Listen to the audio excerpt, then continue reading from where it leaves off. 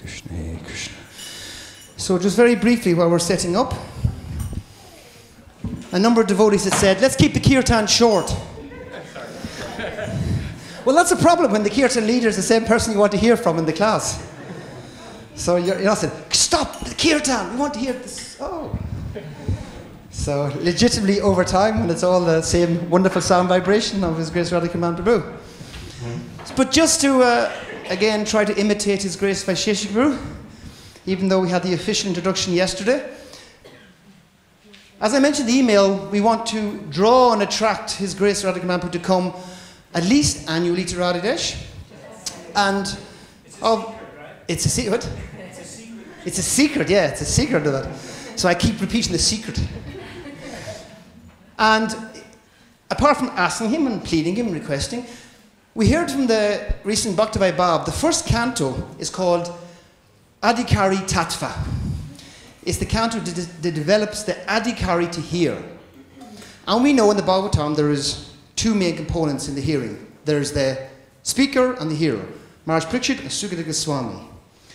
And while in ISKCON, of course, we always talk about who's speaking, who's speaking, who's speaking, who's speaking, which is a nice question. But actually the Bhagavatam shifts from that, what we could call a Kanistha mentality, who's hearing, who's hearing, who's hearing, who's hearing.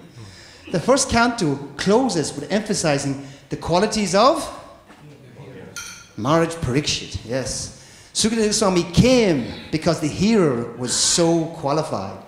So by everyone here giving your best hearing, then he will be unequivocally, no, that's not quite the right word, unable to withdraw, being drawn here. Jai Radhika Prabhu ki. Yeah, he will be drawn here by such eager ears to hear Katha, because he wants to speak it, but he needs eager ears. So let's all give our best ears to hear the second part today, how we ask forgiveness. And get ready. Yesterday was nectar, today the knife comes out. And you will never have the same relationship with the word but, ever. I'm not going to elaborate anymore, but the word but will change its meaning forever after today's class. Jai His Grace Radhika Mahaprabhu ki. We'll keep this very short.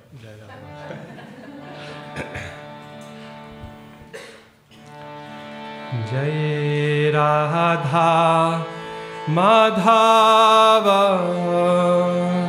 Kunja Bihari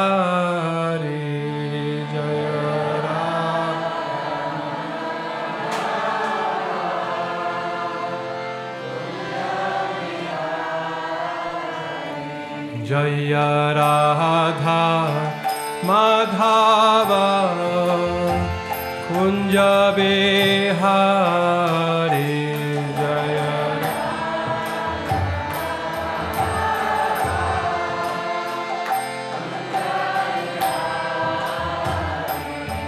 Jaya Radha Madhava Kunja Bihari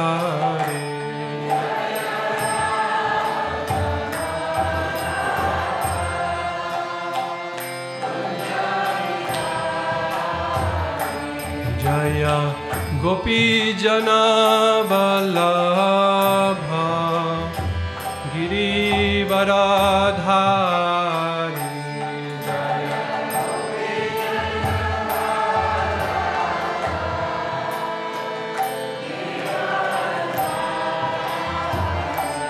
Jaya Gopi Jana Vallabha Giri Varadhari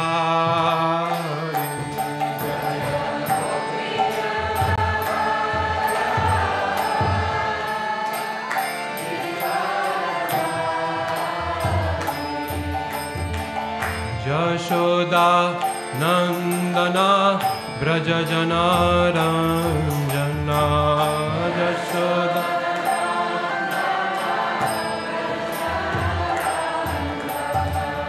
Yashoda Nandana Braja Jana Ranjana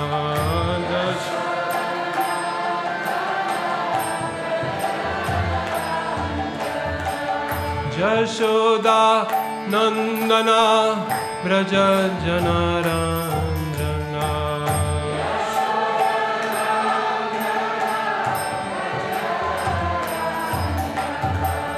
Yashoda Nandana Braja Janaranjana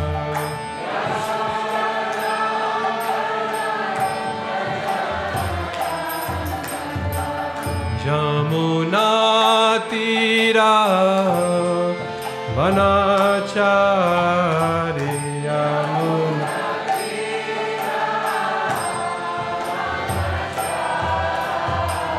Jamuna Tira Vanachari Yamuna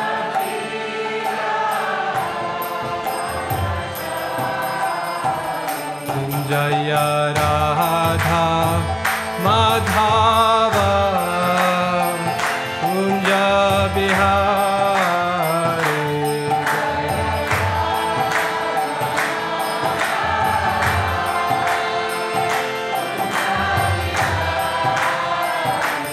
Jaya Radha Madhava Kunja Bihari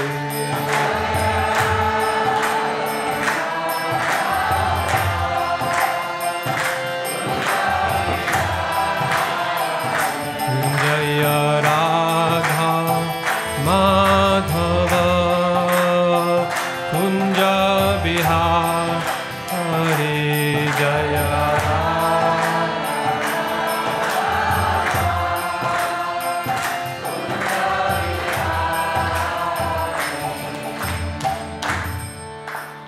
Jayam Vishnupad Paramahamsa Parivrajakacarya Ashtotra Shri Srimad His Divine Grace Abhay Charanaravindra Bhakti Vedanta Swami Srila Prabhupada Ki Jai Shri Shri Radha Gopinath Lalita Devi Vishakha Devi Ki Jai Shri Shri Jagannath Baladev Subhadra Maharani Ki Jai Shri Shri Gaur Nitai Ki Jai Grantaraj Srimad Bhagavatam Ki Jai Nitai Gaur Pramanandi Hari Om Namo Bhagavate Vasudevaya Om Namo Bhagavate Vasudevaya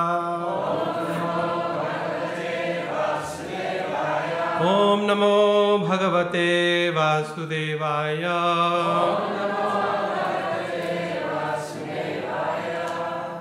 So thank you all so much for coming for the second day of this seminar. As you know, if you were here yesterday, that we talked about yesterday the motivation for us to engage in the activity of forgiveness, both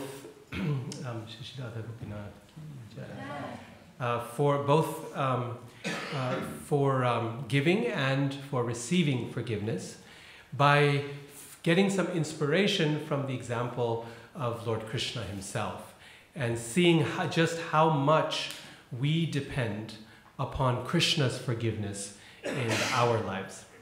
And seeing just the extent, as Prabhupada said in that purport yesterday, the extreme nature of Krishna's mercy for us.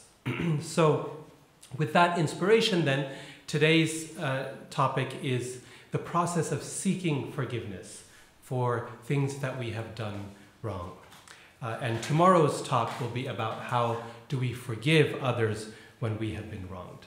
Okay, so today is how do we seek forgiveness? And once again, my hope here is to draw upon the examples of Srimad Bhagavatam to see if we can come up with some kind of a step-by-step process that we can engage in on a practical basis in order to practice forgiveness.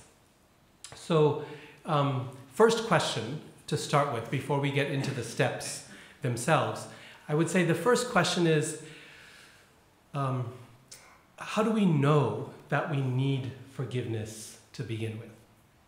That we need to ask for forgiveness? Because one of the great skills of the human mind is our ability to convince ourselves that we are just perfect. And if not perfect, at least right most of the time. And so it's not natural, it doesn't come easily for us to recognize that we are in a situation where we need to ask someone for forgiveness. And it is here that the importance of our association becomes very crucial because of the fact that we are unable to see, as the famous statement by Lord Jesus Christ of how it's easy to see the speck in another's eye and one doesn't see the log in one's own. So it becomes very difficult for us to see our own challenges. And so this is where the community of devotees is very crucial, and particularly those people whom we can trust in our lives. I think I've mentioned this many times, but only because it has been so important in my own Krishna consciousness. I asked His Holiness Sachinandan Swami once, right here in Radhadesh, about how it is that one might maintain humility. And Maharaj's answer was very, very beautiful. He said that every great person in this world who has succeeded in maintaining humility has done so because they have always had some people in their life, not many, you don't need 100, just 2 or 3 or 4, whom they can trust, from whom they can receive both praise and correction. And they will trust that because they know it comes from a trustworthy place. And that's not to be taken for granted, because we know that when people praise us in this world, we don't often know why it is that they're praising us. Right? Sometimes it might be because they want something from us, or because they're trying to flatter us, or whatever their concern might be. But it's not always from a genuine sense of appreciation. But also when people criticize us or point out our flaws, then it can often be as a result of their desire to bring us down because they're envious, or because they are just, this is their nature to find fault, not just with us, but with everyone. And we don't know whether that correction comes from a place of genuine improvement or not. So having such persons in our life from whom we get not just praise, but also constructive criticism, and whatever we get, we can trust, that is crucial for engaging in the process of forgiveness. Because otherwise we often don't know when it is that we need to ask. For those of us who live in families, family members can be very important, very helpful in this regard also. Because very often it happens that the husband says something and doesn't realize that he has just offended the person they're speaking to, and their wife will, pull them aside and say, I think that hit the wrong way. Maybe you should go and talk again. And the immediate reaction is, no, I thought it was fine. We were good, we're buddies. But no, sometimes someone else might see something that we are not able to see. And in this way, husband and wife can balance each other very nicely. If we have that facility, we should take advantage of it. So one way or the other, having that association, forgiveness can really only take place in the context of association. On our own, it's very difficult to engage effectively in either seeking or receiving forgiveness. But then Krishna has also given us one other very effective way in order for us to understand when it is that we have wronged someone. And that is our own conscience. This conscience is nothing but the guidance of the supersoul within the heart. If you think back to the story of Maharaj Ambarish and Durvasa Muni that we discussed yesterday, how is it that Durvasa Muni knew that he had done something wrong? Well, in his case, it was very obvious, right? He had this big flaming chakra coming after him to kill him. And he knew right away that he had made a big mistake. The thing is, that chakra is available to all of us. And the reason is because that chakra is of many different factors. That Sudarshan chakra is also the wheel of time, right? It's the sun god. It's the wheel of time as well, like Brahma Samhita says, Yash Chakshuresha Savita Sakala Grahanam Raja Samasta Suramurti Ashesha Teja Yasyagnyaya Brahmati Samrita Kala Chakro. It's the wheel of time. And that wheel of time, Bhagavatam describes, is the external manifestation of the Supersoul within the heart.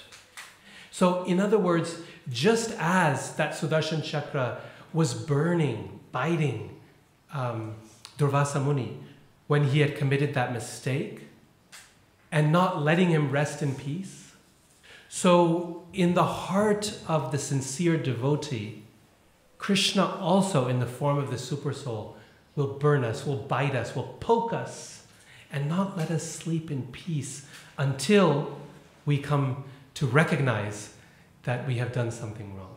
And this is a special facility that Krishna gives to his devotees. Because for most of us, for the average person, the noise created by the mind is so loud, the din of the mind is so loud, that it's very difficult to hear the voice of the Supersoul. But as we progress in our Krishna consciousness, and as we go through one experience after another, we start to be able to distinguish the frequency upon which Krishna speaks from all the other frequencies that go on in our head. Because the first time Krishna speaks to us, we miss it. It gets confused with, my mind was saying this, and this person was saying this, and something else was saying this, and I can't quite tell what was Krishna's voice. But over time, and particularly as we practice the process of devotional service involving control of the senses, Krishna says in Gita, he says, Jitatmana prashantasya paramatma samahita. That when we have conquered the senses, Jitatmana, and we've become peaceful, the mind has calmed down, then paramatma samahita. Then we can be connected to the voice of the Supersoul within the heart. And this is why our daily practice of chanting and hearing, of doing our rounds, of rising in the morning, doing kirtan, this is so essential for hearing that voice. Because that's one of the few times in our day when we stand a chance to calm the din of the mind's demands, so that we might be able to hear the voice of the Supersoul come through. Because to the extent that our mind is peaceful, prashantasya, to that extent we can hear the voice of the Supersoul. So, number one, it's important to find good, trustworthy sources of association to let us know when it is important to seek forgiveness. And on the other hand, it is important to at least find some times, some periods, some spaces in our life where the mind is peaceful, so that we can hear the voice of the Supersoul, if it is not the case that we're always in that state.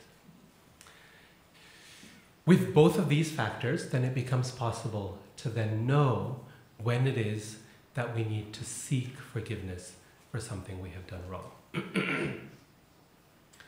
Now, it often happens that we need, when we discover that we need to seek forgiveness, it might turn out that in order to help rebuild a relationship, in order to help calm the conflict that has taken place as a result of our actions, sometimes we may have to apologize for a little bit more than what we have done, actually. It could turn out that all we have done is put a dead snake around someone's neck. And in response, we got a major curse. And we feel that that's not quite right. And yet, in seeking forgiveness, because that dead snake around the neck did come from us, we sometimes have to seek forgiveness even when we feel that the response was disproportionate, even if we feel that maybe I'm apologizing for more than I actually did. Right? After all, one can never clap with one hand, as they say. It always takes two to tango. So it always there's always another person's fault involved. In the material world, it's typically like that. There's very few pure demons and pure devotees, right? It's always a little mixed. And so, okay, there was some fault. And so we sometimes feel very upset that I had to apologize for 75% when my fault was only 50. But it's important here to keep the bigger picture in mind.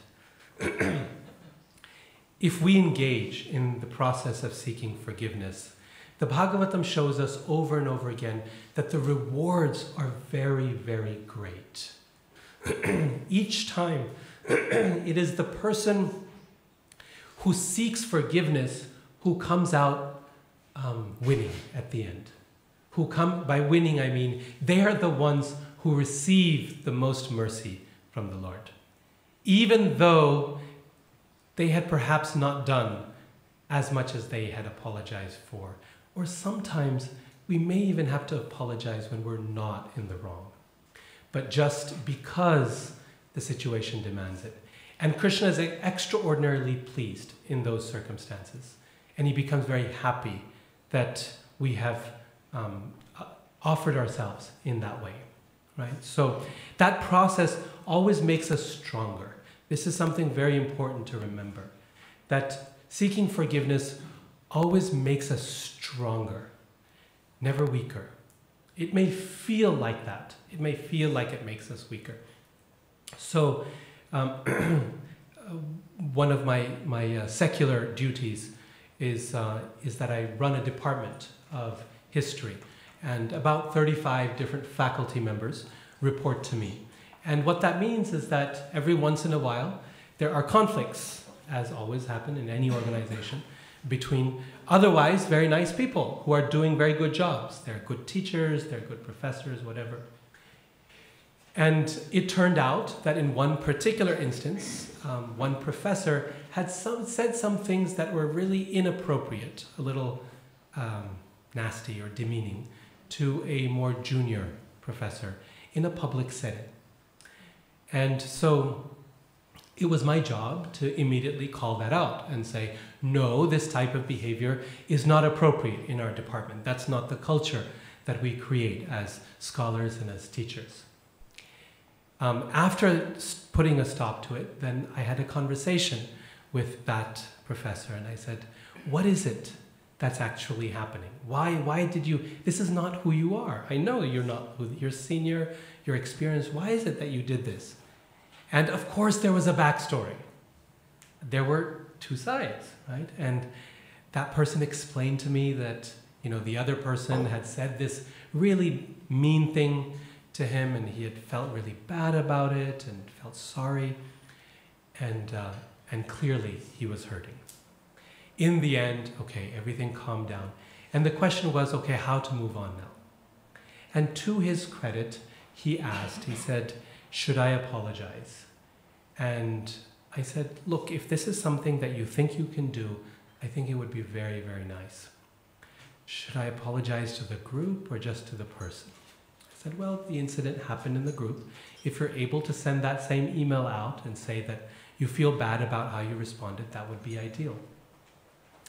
And he said, well, the one thing I'm worried about is that in this group, there is one much younger professor for whom I am their formal mentor. And I am worried that I would come across looking bad. In front of the person, in front of that person, in front of whom I'm supposed to be a good example. Right? I'm supposed to be a good example, and by apologizing, my fault is going to be clear, and that's going to be humiliating. And all I could say to him was this, that apologizing always makes us bigger, not smaller. It always raises our estimation in the eyes of the other person. And so he did. To his credit, he did. And everyone, including the person he was worried about, was grateful and impressed at his maturity. Wow, that was amazing. And he felt so much happier, lighter, and more strong as a result. So this is a preamble to the process itself, to say that it's worth engaging in the process. It's difficult, and we'll talk about some of the challenges. And it always involves some risk, and we'll talk about those risks as well. Just like this person felt a great sense of risk in apologizing. But it's worth it. It's worth it. Even if occasionally it doesn't lead to the outcome that we had hoped for. The last point I want to make in terms of a preamble is that it's worth doing it quickly, sooner rather than later. The longer something festers, the bigger it becomes in the minds of both parties. The larger the episode becomes, it grows over time. In the story of Jai and Vijay, which is again such a wonderful example, I introduced the story yesterday. Remember how Srila Prabhupada said in the Bhagavad Gita verse we read yesterday, that Krishna forgives any accidental fall down. He says, even if one commits an abominable activity accidentally. And in this Leela of Jai and Vijay, Prabhupada explains how we can tell if a mistake is accidental.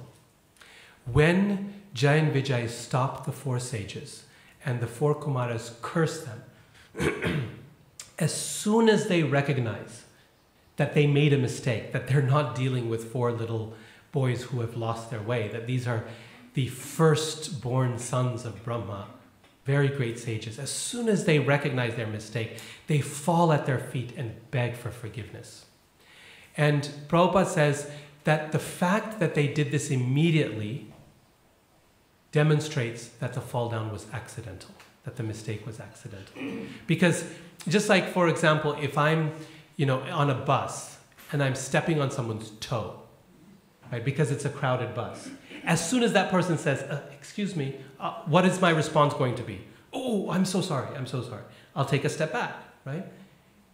That shows that it was an accidental thing. If I was intentionally jamming this person's toe, then I would likely ignore this problem, right? Excuse me, I'd be like, what? What's the issue, right? You take a step back, right? Why are you in my space, right? I would be ready for conflict. But an accident means the moment I realize it, I'm ready to apologize. So even if it wasn't an accident, we can still reap the benefits of an accidental fall down by doing it quickly, not letting it fester over time. It doesn't get any easier. Time, the time factor, is a great friend because it is, again, the external manifestation of the supersoul.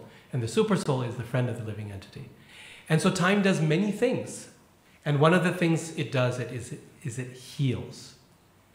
But not always. Only in certain circumstances does time heal.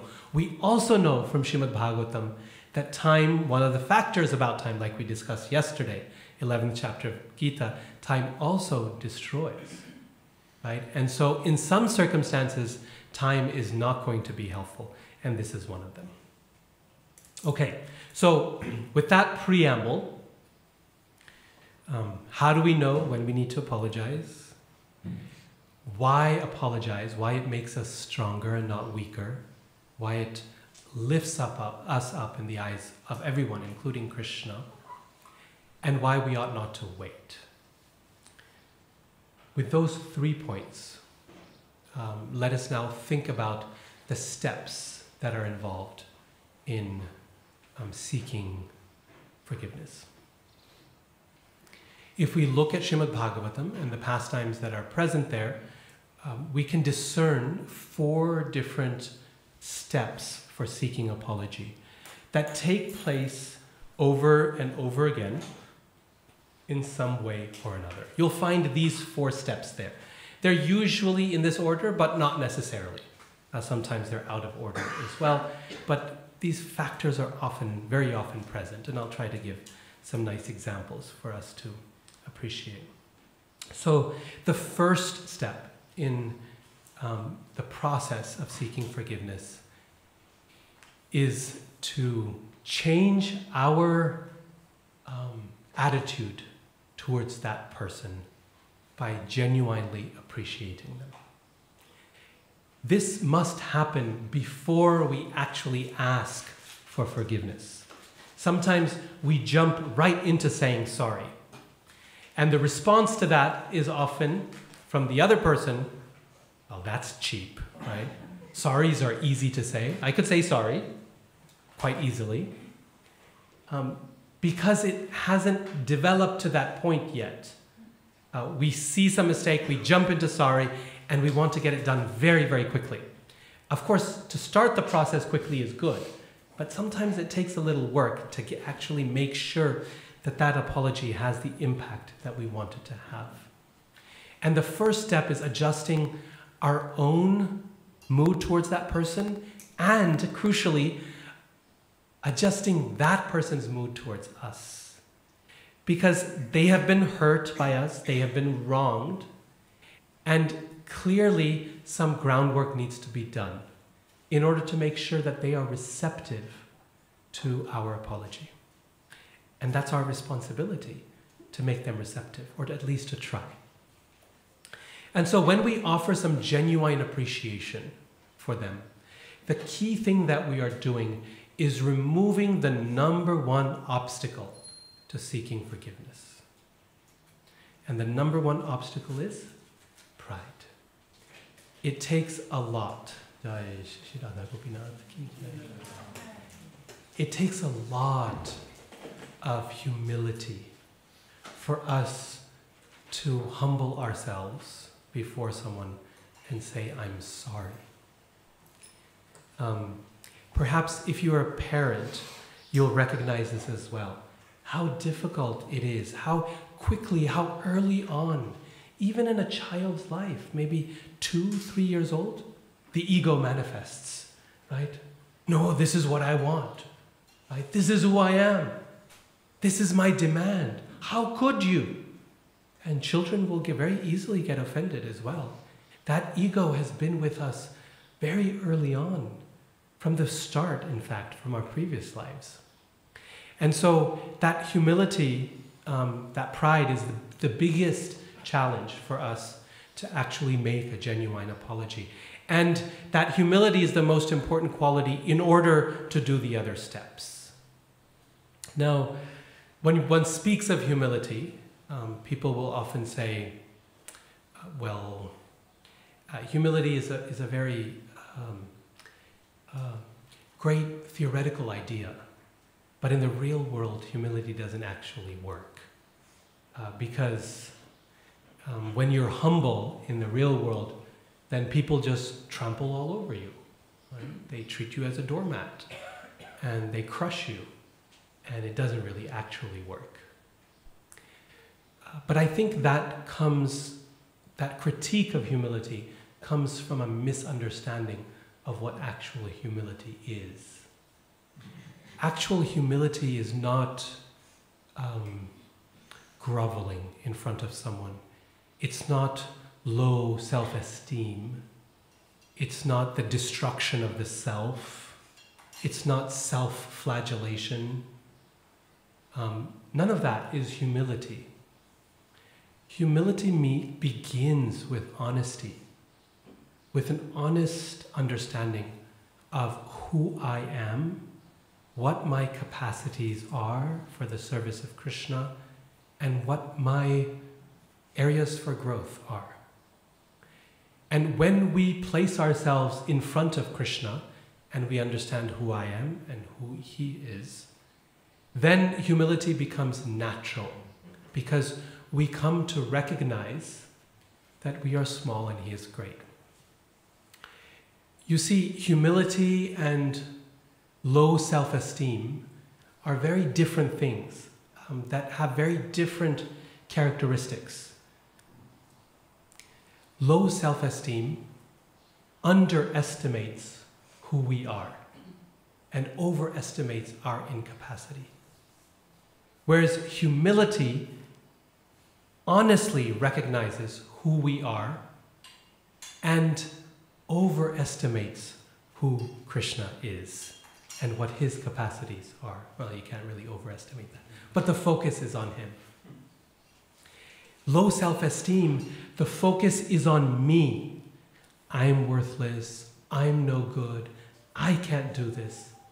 Humility, the focus is on Krishna. Krishna is so great. Krishna is so wonderful. Krishna is so beyond everything. And on others. This devotee is so wonderful. His or her abilities to serve Krishna are so amazing. Their qualities are so beautiful. That's a focus on the other, whether it's Krishna or another devotee. Whereas low self-esteem is all focused on me. So it's still another form of false ego, just the other side of the coin. And therefore they have very different results. Humility empowers a person. Why? Because the devotee realizes, I am just a servant, but I am the servant of the greatest master. And therefore, there is nothing to fear. Just like when Srila Prabhupada came to America, right? He left India completely without help and money and support. That took a lot of courage, not pride, courage. And that courage was born of humility, recognizing, Krishna, you're in charge. And if you want, you can make me dance. You can make me dance as you like, my Lord. I'm just a puppet. Whereas low self-esteem inspires fear. Oh my gosh, I can't do this. What will people say? I'm not able to do it. It results in paralysis. Whereas humility results in empowerment. They're very, very different things. And when we confuse the two, then we get worried that humility is actually a problem in this world. When in reality, even my experience has been, even in the secular world, outside the community of devotees, when people see genuine humility, what does that mean? A genuine appreciation for others' good qualities, manadena. And not attempting to shift the focus onto ourselves, amanina. When people genuinely see amanina, manadena, their response is to uplift the person who is humble. To say, wow, this is someone I can appreciate. This is someone I want to follow. This is someone I can trust. Whereas if they see low self-esteem, no one wants to be part of that. Right? They want to keep their distance for fear of being pulled down by that person. So genuine humility is a very, very powerful thing.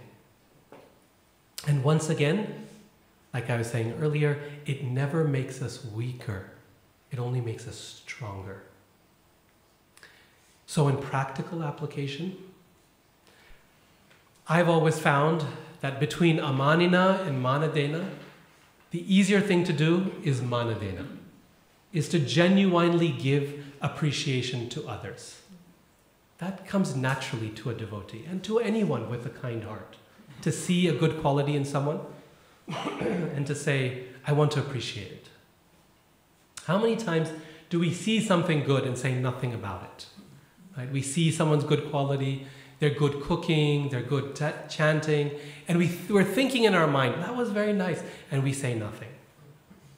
So it's a very easy process because whatever's there, appreciation, we say it out loud. And when that manadena happens, then I find that amanina, not wanting respect, comes easier. Why? Because when you give respect, the natural tendency of a kind soul is to give that respect back. And they naturally uplift you as well, right? This is very natural in the community of devotees. You're so wonderful, you've done this so nicely. Oh, Prabhu, thank you so much. It was really Krishna's mercy. One thing I really appreciate about you, right? And then amanina, manadena both work very nicely. For this appreciation to be effective in the context of forgiveness, it should be specific, it should be particular. Because specificity demonstrates that we have put thought into it, that we have cared enough to actually, just like if we have a very good meal, right? Then we might go to the cook and say, prasadam was really good. And of course that demonstrates something. It demonstrates some consciousness there. But if we say specifically, this is what I liked, that dish was really good, or that spice was just perfect, now it's at a whole nother level. That person says, wow, you really did appreciate what I did. No one else noticed that this time I had put cardamom in the sweet rice, right? But you did. Thank you, right? And that appreciation becomes all of a sudden very, very significant, and the person becomes very grateful. That person becomes very softened as a result of that appreciation. We find this in the prayers of Srimad Bhagavatam over and over again.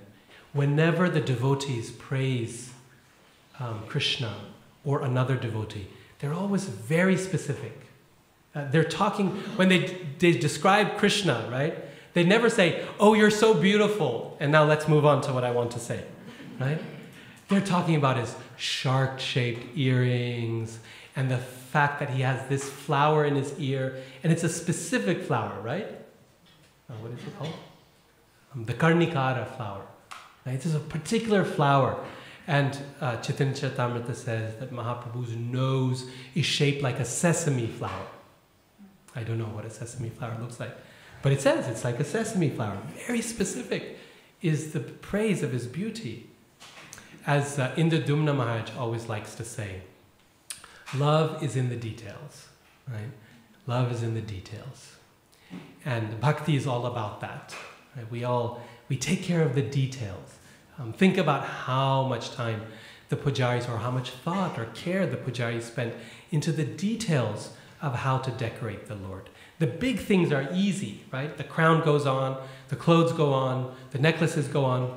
What makes the difference is the detail that sets it apart. Just exactly how the hair is around his face, just exactly how the flower garland is placed. That's what shows love. So the same is true in relation to devotees.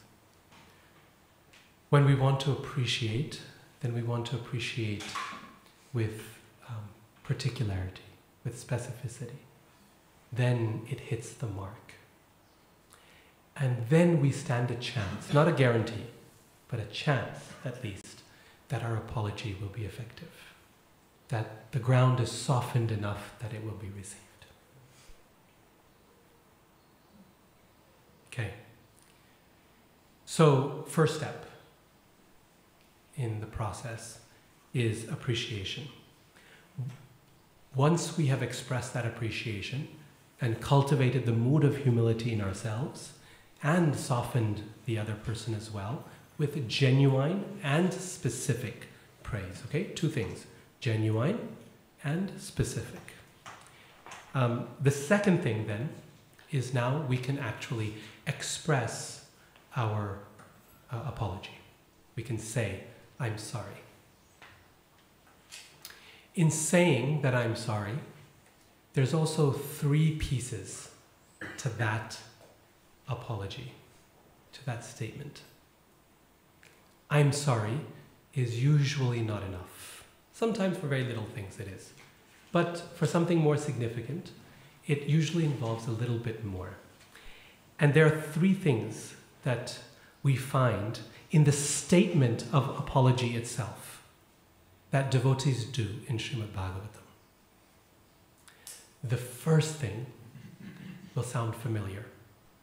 A specific statement of our wrongdoing. What I did wrong. When a person is hurt and they hear, I'm sorry, the first thought in their mind is, yeah, sorry about what? What are you sorry about? And a statement of even the most obvious thing, I'm sorry I was stepping on your toe on purpose. Everyone knows what the problem is, but by saying it, we are acknowledging to that person that I know what the problem is. I know what I did wrong. When Lord Indra comes to Krishna after the whole episode of Govardhan Lila that we discussed yesterday, when he comes to Krishna, it's interesting because he exactly lays out step by step what he did. He says, you stopped the yajna for me, the sacrifice, and I got very angry. And as a result of that anger, I brought on torrential rains on Vrindavan and tried to destroy all the Brajavasis. Yeah, obviously, right? Everyone knows that. And yet by stating it, he is making it clear to Krishna that he knows what he did wrong. Same thing when Daksha is apologizing to Lord Shiva. We don't have time to tell the whole story, but if you're aware of the episode of the Daksha Yagya, the sacrifice, where Daksha does not invite Lord Shiva and openly insults him in the assembly, then afterwards, when he recognizes his mistake, he comes to Lord Shiva and asks for his apology, for his forgiveness. And he's very specific on what he has done. He said, I did not invite you to the assembly. I did not give you a share of the sacrifice, and I insulted you. And that was wrong. So, first thing, specific statement of wrongdoing. The second statement, the second part of that apology is perhaps the most difficult, which is that when we offer an apology, it doesn't come with any conditions. No ifs, no buts. This is really difficult. And the reason is because there are probably ifs and buts that are relevant. I am so sorry that I put a dead snake around your neck while you were meditating. But you should not have reacted like that, or your son should not have, right? Cursing me to die in 7 days? That's too much, right? So I'm sorry, but here's the problem. Even if that but is true, as soon as the person hears the but, they've forgotten the first part, right? It just disappeared. All that effort you put in to prepare yourself, to cultivate humility, to develop the courage to say sorry, it takes a lot of courage because you don't know how that person is going to react. All of that effort you put in, thinking about it, contemplating, and just by that little but, the whole thing is destroyed, right? It's lost. We've lost the effect, the result of what we put in.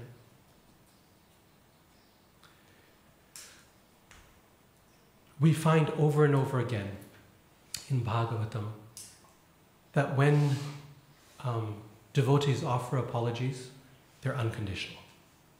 Just so the message is heard clearly. I had a role to play in this. I'm sorry. Right? And even if they misunderstand that you're taking responsibility for the whole problem, even though you only had 50%, it's okay, like we said earlier, it's okay. It's worth that effort. We will not become smaller, we will become bigger, we will become stronger in their eyes and the eyes of others. When King Indra apologizes to Diti, so this is a very nice story that I want to highlight today. You know, when the Lord appeared as Lord Nrsingadev and he killed Hiranyakashipu, before that as Varaha and killed Hiranyaksha. These were the sons of Diti, two great demons. And even though they were demoniac, they were her sons. And she was really upset that the Lord had sided with the demigods and killed her sons. So she was determined that she was going to have yet another child who would kill Indra, because Indra was the reason that the Lord kept appearing and killing her children. And so she goes to her husband, who is Kashyapa Muni, and requests a child who will grow up to kill Indra. And Kashyapa Muni gives her this ceremony to perform this austerity, this vrata. And this vrata is a Vaishnava vrata. He knows that the desire is terrible. One should never have a child with the intent to kill someone. And he knows this is not right. He thinks the only way to purify the heart of that desire is to connect it to the Lord. And so he gives her this wonderful vrata to perform for the service of Lord Vishnu. And he says, if you perform this sacrifice perfectly, this austerity perfectly, you will have a son who kills Indra. The catch, of course, is perfectly. If you make one mistake even in the year-long performance of the vrata, you will have a son not who kills Indra, but who is a great friend to Indra. So the stakes are high. And Diti is very determined and very particular. And she's doing morning, afternoon, night. She's doing this austerity just perfectly. And the Bhagavatam says she becomes emaciated as a result of her fasting and her hard work and her meditation and mantras and all of that. And as she it becomes more and more difficult for her. Just one thing I forgot to mention. Indra hears about this plan. And of course, he's very concerned. And so he shows up at Diti's door and says, Auntie, can the past be the past? I'd like to help you in this wonderful vrata that you're doing. You're serving Lord Vishnu. And of course, I'm a devotee of Vishnu. Can I assist you? Can I serve you? And to Diti's credit, she has a soft heart. She's kind enough that she says, okay, yes, I'll need an assistant. There's a lot to do when you're doing a major ritual. You can help me. And so for 1 year, Indra deceptively worships her, assists her, looking for the one moment where she commits a mistake so that he can kill the child in the womb. That's a horrible sin on his part. She's acting in horrible ways, with horrible intent, and he's acting with just as horrible intent. She's being deceptive because she's taking service from the very person whom she wants to kill, and he's being deceptive because he's assisting the person who he's hoping will not succeed. And neither side is honest. So it's a really not a very nice situation. A very Kali Yuga sort of situation, even though this is happening in another age. So one day, Diti becomes so weak and tired that she forgets to wash her mouth after eating, and she goes to bed. And this is the one little mistake that Indra's been waiting for. And so he enters, by his mystic power, enters her womb and chops up her embryo, her unborn child, into 7 pieces. But this unborn child is no ordinary child, and the 7 pieces of the embryo become 7 children who all start out crying to Indra, saying, "Don't do this to us. We are the Maruts, we are your friends." Because, of course, the part that Indra did not realize or remember or care about was the fact that if the mistake happened, the child would be Indra's friend, not his enemy. So the 7 babies are crying. And Indra, in a panic that this will be heard by someone, chops up the 7 into 7 more pieces each. And now there are 49 children crying inside. And at that point, they're born. And Diti now she gives birth, but it's apparently a mystical birth because she sort of recognizes that she now has 49 children. And they're all Indra's friends. And at this point, she realizes that this isn't going to work. And again, to her credit, she comes clean. She says, "Indra, I have something to confess. This whole yajna that I was doing with your assistance, it was really for the purpose of having a child who would kill you. And I am sorry about that. But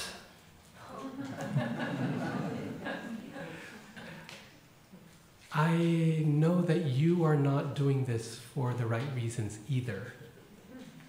Can you be honest with me? Don't tell me lies. She says, don't lie to me. Be honest. What is your intention? And Indra, to his credit, says, I came here not to assist you, but to kill your child. Because I knew you were the kind of child you were praying for. And I'm very sorry about that. So I want to point out something very important. Apologies need to be specific. They should be unconditional. But the one thing that we are allowed to do is to clarify our intention. I am so sorry for what I did. This is what I did. This is the consequence it had on you. My intent was this. I intended to actually, what I was actually trying to do. I did not set out to hurt you. My intent was actually to help you. Or my intent was to do this, and it ended up like this. Clarification of intent is something very valuable in the practice, in the process of apology, because it allows both sides to be honest. And here, because we are speaking particularly from the perspective of the person seeking apology, it behooves us to clarify our intent. To say, this is what I did, and this is how it hurt you, and I am sorry. I'm not going to pin blame on you. I'm not going to say you could have done better. I'm not going to say that you reacted too much. I'm not going to mitigate that apology. But let me explain what was in my heart as I did what I did. And that helps that person recognize, especially if that intention was good. But even in this case, when the intention was not good, it helped. Prabhupada says in the purport regarding intention, it's a beautiful statement. He says, when Diti, Indra's aunt, explained to Indra without reservations what she had wanted to do, Indra explained his intentions to her. Thus, both of them, instead of being enemies, freely spoke the truth. This is the qualification that results from contact with Vishnu. It's another one of those beautiful statements by Srila Prabhupada. Right? Like yesterday we had, this is the standard of his character. Right? Prabhupada is saying here, this is the qualification that results from contact with Vishnu. That both sides had the courage to be honest about their intentions and to offer unqualified, unmitigated apologies to each other. The third part of the apology. First, we tell specifically what our mistake was. 2, we make sure it's unmitigated, unconditional, although we can clarify our intention. And third, we suggest some kind of a remedy. Let me do this to make things better, so that there's some substance behind the apology. It is not merely words. I will speak about this third one a little bit more in just a moment. Okay? So far, okay, step number 1, genuine appreciation, to cultivate humility and to make the other person receptive. That appreciation should be genuine and specific. Second, we state the apology. Okay? And that statement should be specific. It should be unconditional, unmitigated. even if there were conditions and mitigations. It should clarify our intent, if that would help. And it usually does. And it should offer some pathway forward, some remedy for the situation. Okay, that's 2 big steps, right? Appreciation, apology itself. The third step is feeling genuinely remorseful for what we have done. Wait, you might say. Wasn't that the previous step? We had apology, right? Genuine apology, explaining our mistakes. No, not necessarily. Being genuinely remorseful does not necessarily follow from admitting our mistake. And here's why. As human beings, we have an incredible capacity to both admit that we've made a mistake and justify that mistake endlessly. Yes, I made a mistake, but I was really tired that day. I had had a really bad week. It was, you know how hard I was working at that time? Yes, that's a mitigating factor. But the remorse in the heart needs to be the real. It needs to be genuine. That's not for the other person. Okay, we're not in the space of the apology anymore. That's not for the other person. This is in our own hearts to be purified of the mistake we have done. This is between us and Krishna. We want to feel genuine remorse without explaining it away. I was tired. It was too much. Yes, I made a mistake, but they also made a mistake. Yes, I made a mistake, but their reaction was too much. It was over the top. We might find all these reasons to not feel remorse for a mistake that we acknowledge.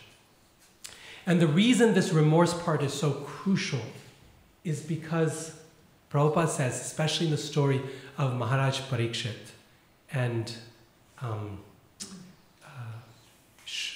Shringi and Shamika Rishi, right? This is I've kept referencing the snake, right? When Parikshit Maharaj is hungry and thirsty, and he places, and he comes to the ashram of Shamika Rishi, and he's looking for some water and some rest.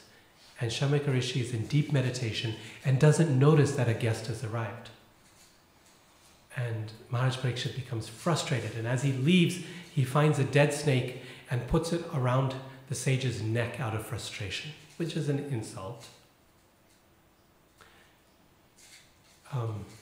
Prabhupada says that as soon as he had done this, he went to his palace, and as soon as he had done this, this is what Prabhupada says, this is in Canto 1. Again, beautiful purport. He says, the pious king, Parikshit, regretted his accidental, improper treatment of the powerful Brahmin, who was faultless.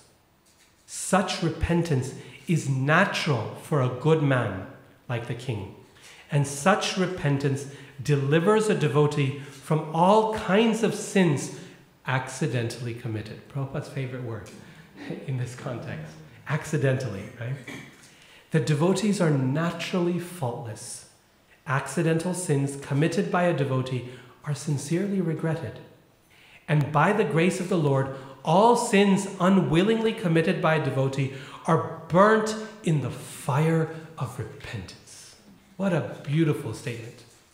All sins unwillingly committed by a devotee are burnt in the fire of repentance. Maharaj Parikshit had every reason to justify his mistake. He knew it was a mistake. He could have said, well, I was hungry, right? And being hangry is a normal human emotion. I was thirsty. I'm a king. I'm supposed to be received nicely. And he didn't receive me. And of course, all of those things are true. 100%, right? He could have said it wasn't that big of an offense. And that's true as well. It wasn't that big of an offense. It wasn't a living snake. It was a dead snake. Inconvenient, a little gross, but otherwise no real harm done in the situation, right? And nor did the sage take it as harm. And yet, the only feeling within his heart was repentance. So Prabhupada says, such repentance, these sins are burnt in the fire of repentance within the heart. Okay, so 3 steps. Appreciating the other person, recognizing our mistake, and apologizing. And we talked about the sub-steps there. Feeling genuinely remorseful, which doesn't necessarily follow from a good apology. And the 4th and final step is making recompense, changing our behavior. This is where the apology actually finds substance. If we commit the same mistake over and over and over again and don't change our behavior, then clearly it's not an accident, and all these forgiveness from the Lord and from the devotees become much more difficult in such circumstances. We have to work a little harder. But especially, even if we don't repeat it, finding some way to make things whole again, to make up for what we've done. Here, the case of Jagai and Madhai is very appropriate. Jagai and Madhai offered apology under threat of the Sudarshan Chakra, right, which we've discussed. That Sudarshan is present in our lives too, just like it was for Durvasa Muni, just like it was for Jagai and Madhai. Under threat of the Sudarshan Chakra, they apologize. They fall at the feet of Nityananda Prabhu. They say, I'm sorry.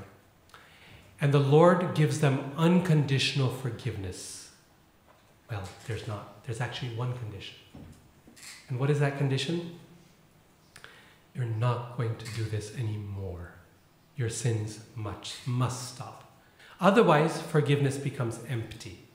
Right? If the Lord forgives without any change of behavior on our part, then He's just enabling injustice. Right? He's just enabling misbehavior. Yes, you do the mistake. Yes, I forgive. You do the mistake. I forgive. This would create a terrible world where everyone is forgiven and mistakes go scot-free. No. Krishna has 2 options. Either we get the reaction for what we have done, or we promise to change our behavior, and we actually follow through with that. So making recompense means that we work to try to make that relationship whole again. Not the sort of thing of, I'm so sorry for what I've done and I hope I never see you again. Which might be what we actually want to say. Right? But one piece of the apology is left still not incomplete. Okay. So there they are. 4 steps from Srimad Bhagavatam to seeking forgiveness. Appreciating the other person through genuine and specific appreciation. Second, asking for apology through an apology that is specifically says what we've done wrong, that is unconditional, not mitigated, that states our intent and offers some solution, some way to make things whole. Then, third, feeling genuinely remorseful for what we have done between us and Krishna to help relieve ourselves of the sinful reaction. And fourth, to finally work to fix what we have done wrong, to make it whole again. These 4 steps we find again and again and again devotees engaging in Srimad Bhagavatam. Okay, Give me just 2 minutes, I promise. I'm almost done. There's one important thing that I want to say, which is, in making this happen,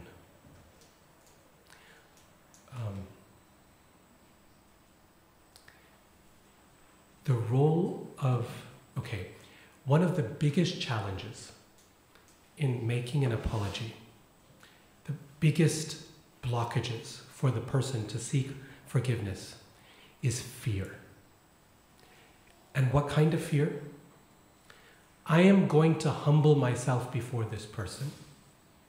What if they use the opportunity to beat me down further? To make fun of me, to trample me, to harm me in some way. Usually, the need, the occasion for apology is born as a result of very intense circumstances.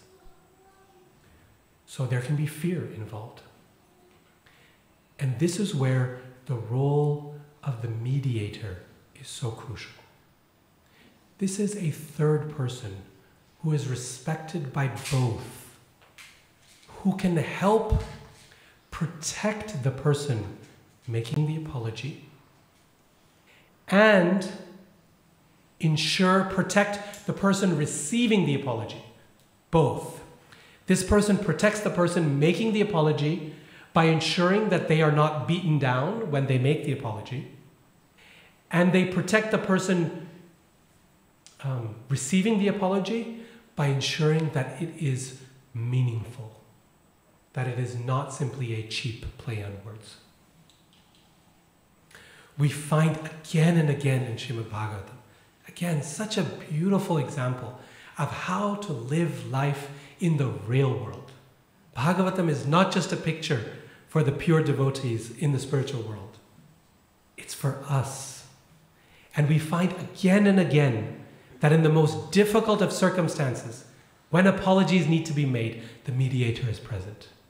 In the case of Krishna and Indra, Indra was genuinely afraid that Krishna might produce thunderbolts from his eyes and destroy him because he deserved it. And so he brought along who? Surabhi.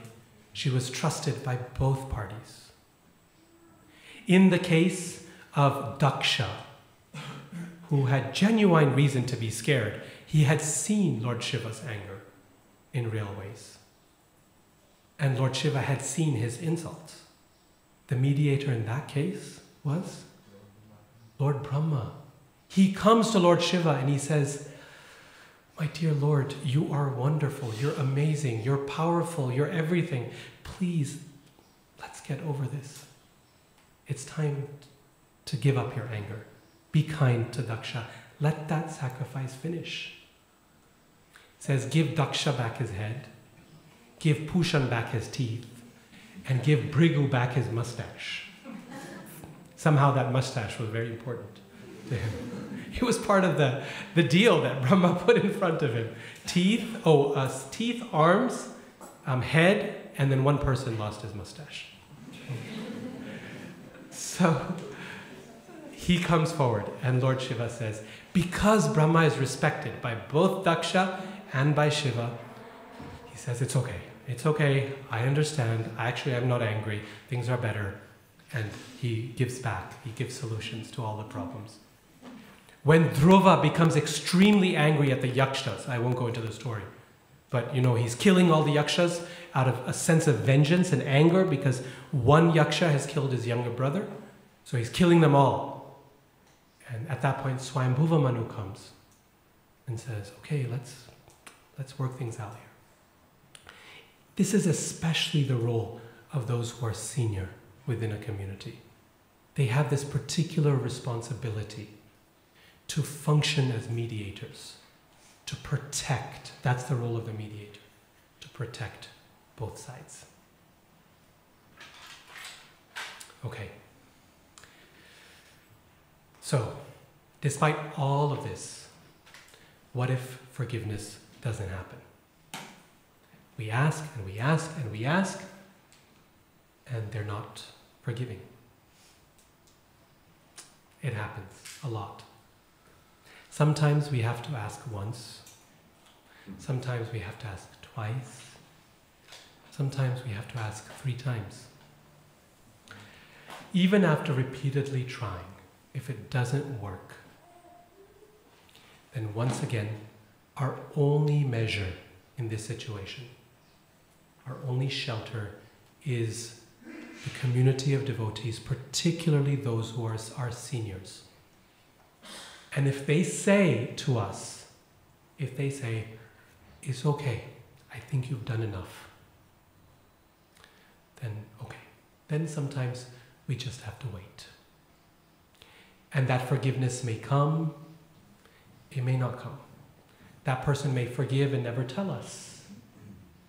That person may leave this world and not forgive us. But at least we can rest assured that we have done our best. We have tried, sincerely. And that fire of repentance within our own heart has burnt away anything that may harm us in the long run. That we are in good terms with Krishna and with our spiritual master and with those senior devotees who guide us. Then we can be peaceful. We can try, at least, to be peaceful. Because we cannot control the reaction of another. One hopes that this process will be effective, but there is no guarantee, because everyone is individual. Everyone is free to respond. So all we can do is try. Try once, try twice. Try what is necessary. And when we get good guidance from others, okay, you have tried enough, then we can stop. Right? We can wait. And hopefully, in due course of time, and here, time can serve as our friend, things will heal, and forgiveness will be given. Okay, I am sorry I went over time by 10 minutes. My apologies. This was the most packed part of the seminar. Again, tomorrow is a little less packed, so we should be able. And hopefully tomorrow there will be a different kirtan leader who will be less delayed in allowing the class to start. So my apologies for that as well. Okay, so this is it for today. Once again, if you need to leave, please don't hesitate. I know many people have work, service, and other obligations, so please don't hesitate to go. If you do have any other questions or comments, I'm happy to stay for another 5 minutes or so, and we can conclude at 9:15 after questions and comments. Okay, I see 2 hands here. Yes, Prabhu. Thank you very much for your presentation. What happened with King Parikshit and this yogi who got a snake around his neck? Did they meet together? Oh yes, very nice question. I'm so glad you asked, because I never finished that story. So, Srila Prabhupada says, actually this is, thank you, this was one thing I wanted to emphasize in that section on repentance. Prabhupada explains that all 3 parties involved, okay? There was Maharaj Parikshit, there was the sage, Shamik Rishi, and there was the boy, Shringi, who did the curse. He says all 3 felt the sting of remorse within their hearts. Maharaj Parikshit, as soon as you went back, I read you the statement where he feels the remorse. Shamika Rishi, as soon as he opens his eyes, he thinks, oh no, what's happened? This is terrible. And he tells his son, he said, a king that was undeserving of this, the last great Vaishnav king in this world, you have now put an end to. And he tells, and the boy, when he shows up, the reason he comes out of his meditation, the sage, is because Shringi arrives and he starts bawling, he starts crying. And Prabhupada explains in the purport, his purports are so perceptive about human nature. Prabhupada says in the purport, he says, it is the nature of a child that when they have done something wrong, they do not know how to express it, and they just start crying. And it's so true. Children cry for many reasons, but one reason they cry for is when they've done something wrong. They can't handle it, and they don't know how to express. They've spilt the glass of milk, and they just start crying. Right? Whereas an adult might say, I'm sorry, and start wiping up. They don't know how to express it. So the boy starts to cry. He's just 5, 6, 7 years old, something like that. So all three feel the remorse. And all three, well, not all three. So what happens is Shringi offers his apology to his father. His father, Prabhupada says in the purport, writes a letter or sends news to the king expressing his deep apology for what has happened on behalf of both of them. He's the father, he's a 5-year-old boy. He sends this letter, Prabhupada explains in the purport. And then the question arises, what about the king? Did he ever apologize? And Prabhupada specifically addresses this.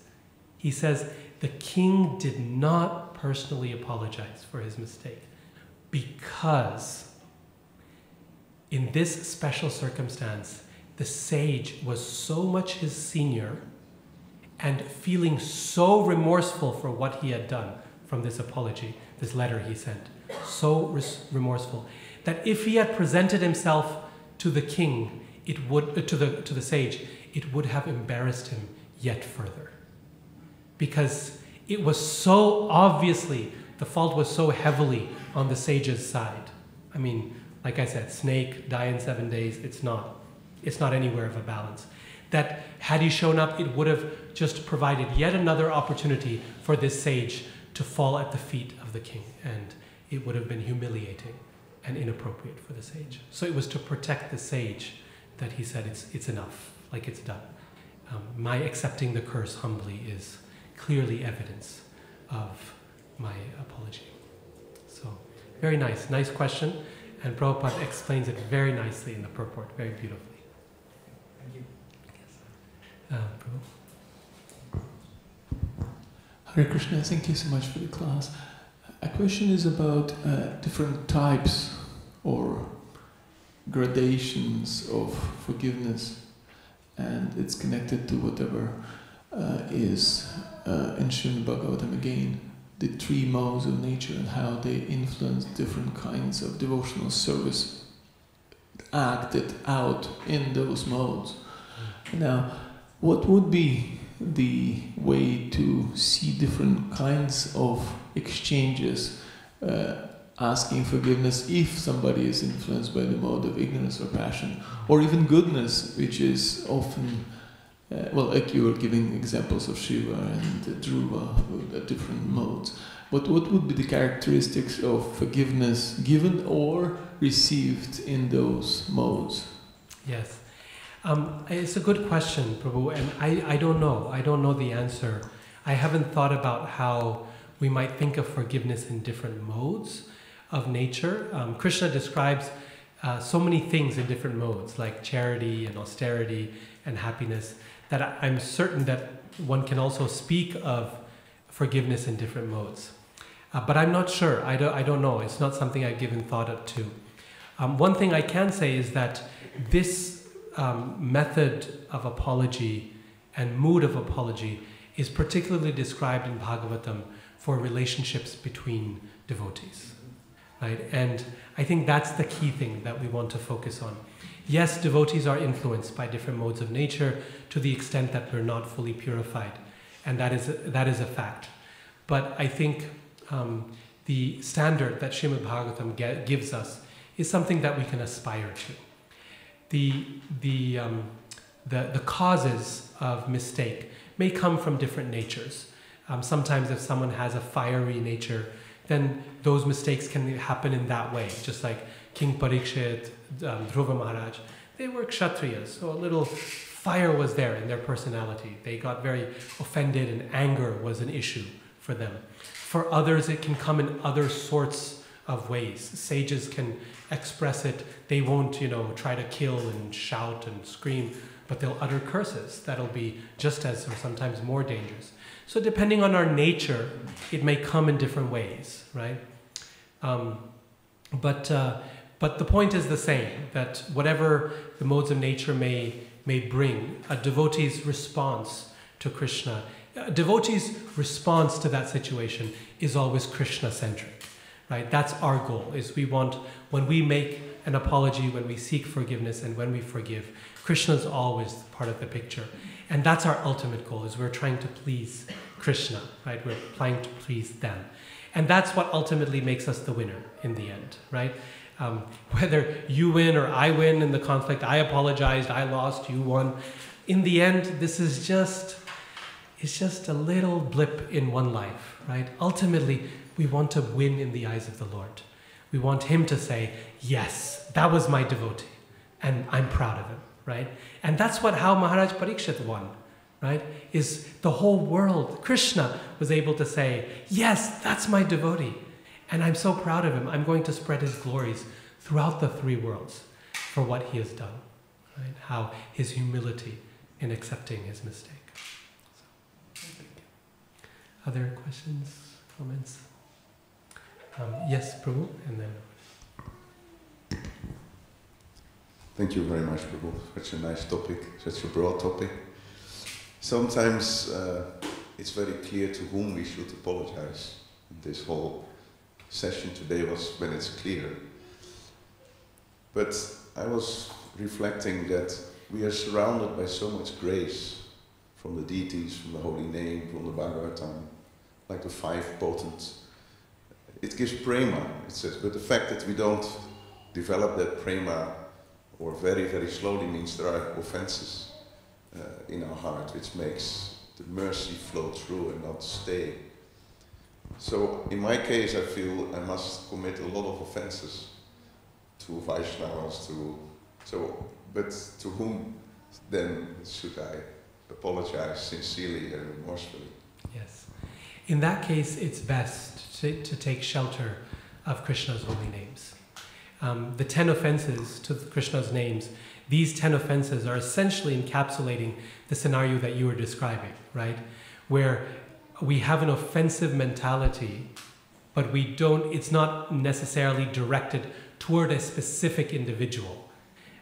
We have an offensive mentality in general towards the holy name, towards the spiritual master, or to the devotees, or to the instructions of scripture, or we don't have complete faith. All of these are different forms of offenses. And the best way to get over those, we might say, generic offenses is to take shelter more sincerely of Krishna's holy names.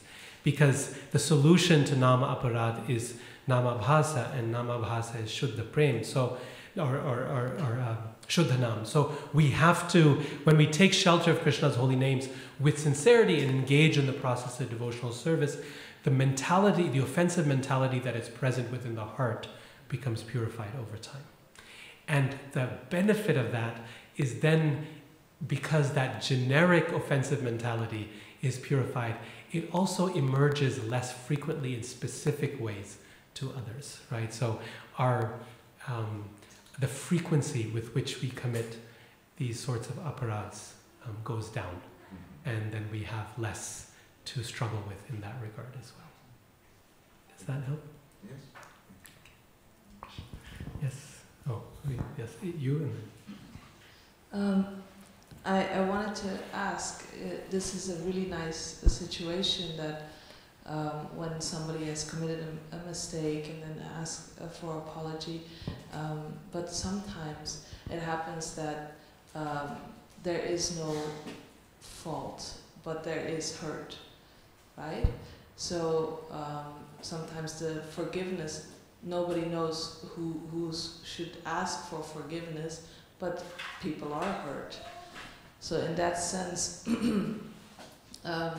how do you deal with it? Because also it seems like it would be more of a Vaishnava quality to also, even if you're hurt and the person doesn't apologize, or the blame doesn't specifically lie with somebody, it is also a Vaishnava quality to know how to kind of give forgiveness without receiving the structured apology. Yes. Maybe Yes. you can elaborate on that. So, yes, two parts to your question. So let me first say that in terms of offering or forgiving someone as a Vaishnava quality, even when we are not the fortunate recipients of such a wonderful practical apology, is something we will discuss in detail tomorrow. That element of how do we forgive when we have been wronged and perhaps there is no apology.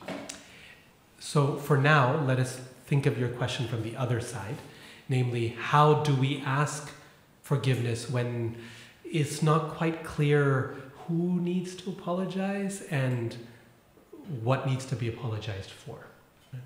And this is where I think it, well, two things. One is, I'll say that the role of the mediator becomes very crucial to really better understand what is the situation at hand, right? Who has been hurt and how.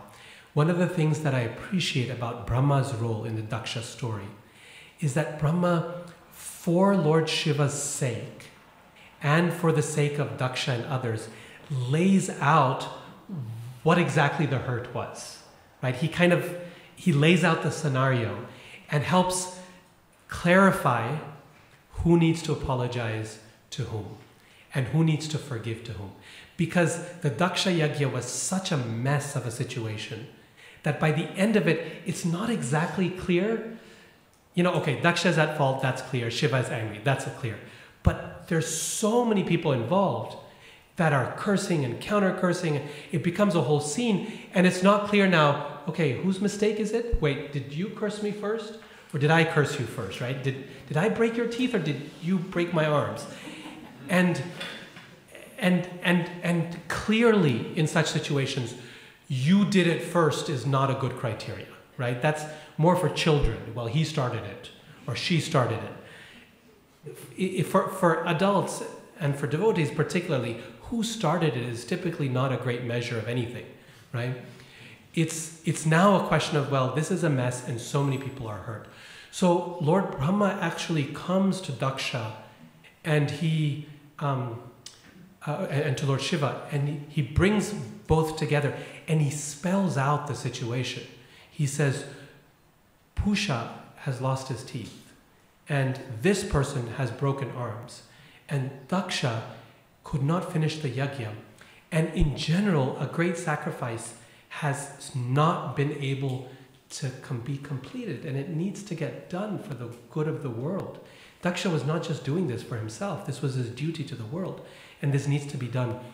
And Sati is now lost, and this is a great loss. So he kind of spells out the situation, allowing then people to have the clarity to go, okay, this is what I need to do. And Lord Shiva says, okay, I'm going to give Daksha back his head, right? In one way we can say, I'm going to give him back his dignity and his ability to speak, right? Because without a head, this is where it's all at, right? So he gives him back his head, and Daksha at that point says, I don't know exactly what to say, but, and he struggles for a little time. But with everyone's help, he's able to come forward with a very beautiful apology in the right way. So this is where I think the role of the mediator is so crucial, because situations can become so blurry and so unclear, especially if something is festering over time. Then everyone loses the cause of the issue and who's playing what role. The second thing I'll say is that sometimes in a situation like this, someone with the maturity and really the spiritual maturity to come forward and say, it's not clear exactly who's going to apologize, I'll do it, right? It's not clear whose mistake it is, I'll take responsibility. And such a person is a Mahatma. Like, that person is really broad-minded, is great-minded, because they are taking on their shoulders something that they did not deserve for the benefit of others. That is exactly the position of Lord Shiva in the churning of the ocean of milk. He takes poison down his throat, not because he deserved it, but because that is what the world needed at that point. So when someone steps forward and says, I'll take responsibility, I will jump into it, I will make the apology needed on behalf of everyone, or on behalf of these people, or just on behalf of myself, that person is willingly taking poison for for the sake of helping others. And Bhagavatam describes, there's no place in Bhagavatam that Lord Shiva is praised more highly, and he's praised many, many times. But there's no place where his praise is greater than in the churning of the ocean of milk, just for this reason. In the Daksha story, he is praised very highly, but there he is giving forgiveness in a situation where it was his duty to do so. In the churning of the ocean of milk, he's drinking poison when it was not at all required of him. Right? It was not expected. There was no duty on his part. It was simply his magnanimous heart. So that's a great soul. That's a Mahatma. Okay. Yes. Maybe we can conclude because, yeah, we should definitely end by 9:30. So maybe one last quick question. Thank you, Mr. Deal. Yeah, press it. Yeah. The yellow button. Yellow. Yes. Okay, thank you. I was wondering, sometimes you're in a situation where you want to be truthful and say, be honest, and you have to say something to somebody, but you think or you believe it might offend the person. Would this be a situation where you would consider to ask for forgiveness if you indeed offend the person, because you kind of want to be honest also? Yes, very nice question, very deep question. I will try to answer it very briefly, although it's quite a deep question. How do you navigate both honesty and not creating offense? Because these two things don't always go well together. Honesty is a very important virtue for a devotee, and not offending others is also a virtue. And sometimes when you're honest, you end up offending, or that person feels wronged or hurt. And so this is where I think Krishna's statement in Bhagavad Gita about the austerities of speech are very important. Krishna says we must speak what is truthful and we must speak what is sweet to hear.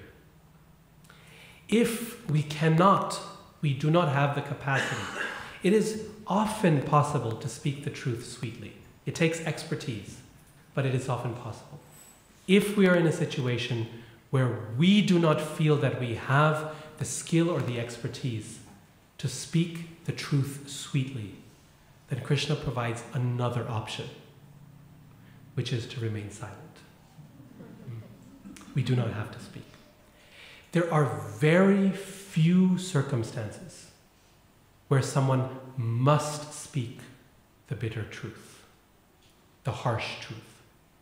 These are circumstances when the person who is speaking that harsh truth has direct responsibility for the person who is hearing it. And, crucially, that person acknowledges that this person has responsibility. Then the bitter truth can be spoken to great positive effect. So, for example, in the relationship between a parent and a child, right? There's an acknowledgement on both sides that this relationship exists. In a relationship where someone is directly responsible for people who are reporting to them, right? Like a manager and their charges. In a situation where there might be guru and disciple, or teacher and student. Again, both sides should acknowledge. Both sides, otherwise you can say, well, everyone wants to say I have responsibility over you. But if that person doesn't feel it, then it's going to be problematic. The situation when we can speak the harsh, bitter truth, when we don't have direct responsibility, or that responsibility is not acknowledged, is yet even more narrow. And that's only when someone is in direct, immediate harm. Then we may have to say, we may have to intervene for the purpose of protection of someone else. Between honesty and nonviolence, nonviolence always precedes in terms of trying to protect others. That always takes. And so if we're in a situation where someone is immediately, directly being harmed, if we do not intervene, then yes, we can intervene, even if that statement would cause some offense to the person we are intervening against. So, in other words, speaking words are a very, very powerful weapon. And we need to be very clear when and how we are deploying it. In most circumstances, we must speak the truth sweetly. And if we cannot manage, then silence is best. Except with those exceptions that I mentioned. Okay. Once again, my apologies for the long delay.